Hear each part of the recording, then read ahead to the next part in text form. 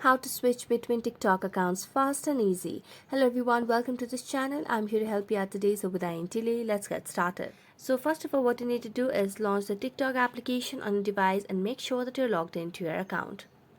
Also, make sure you have stable Wi-Fi connection on your device, and if not your Wi-Fi connection, you can switch to a cellular data as well.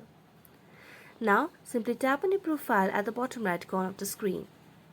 As you tap on your profile section at the bottom right corner, it will land us to the profile section of the page itself.